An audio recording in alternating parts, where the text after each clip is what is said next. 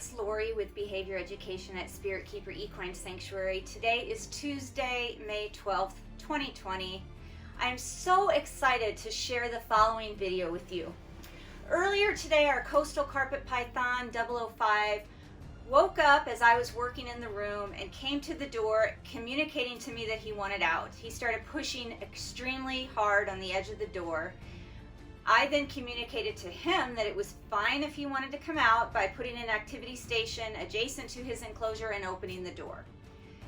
005 came out and explored the activity station for a while, and then he got into an ambush position about one level down from where he was, above one of our dogs who was resting and digesting after eating a meal not too long before that.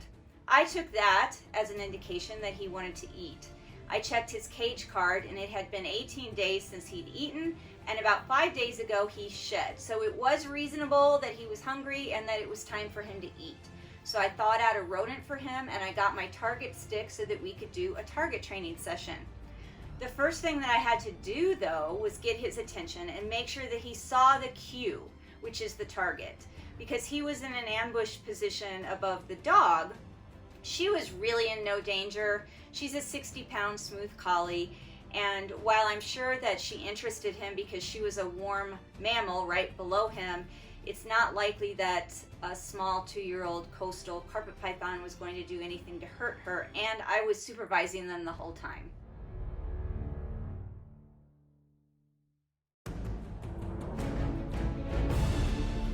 So I had to get his attention and ask him to turn around 180 degrees, come up a level on the activity station, come across the activity station, out the other side, move towards the target, and tongue flick at or touch the target with his nose, which is what I've trained him to do. 005 could not have done a more spectacular job. He 100% did everything correctly. As you'll see in the video, as soon as he realizes the target's there and recognizes the cue, he immediately turns around, comes up the activity station, follows the target across the activity station, out the other side. He carefully investigates the target, touches it with his nose, never misses a beat, and I had the food item very, very close by. He could have smelled it, he could have turned and looked at the food, he could have went right for the food, but he stayed focused on that target just as he's been trained to do. He touched the target with his nose, and then I gave him the reinforcement, which was the food reward. And I was so proud of him that I almost started crying.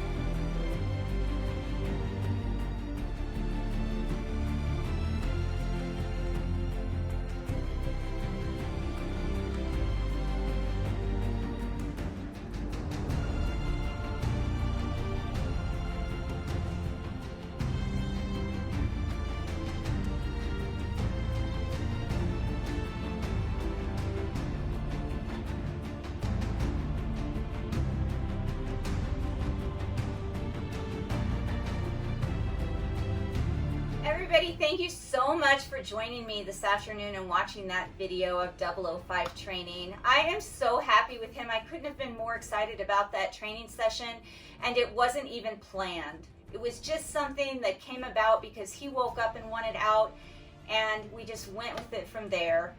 005 has been with us since he was 9 months old, and he just turned 2 years old last month.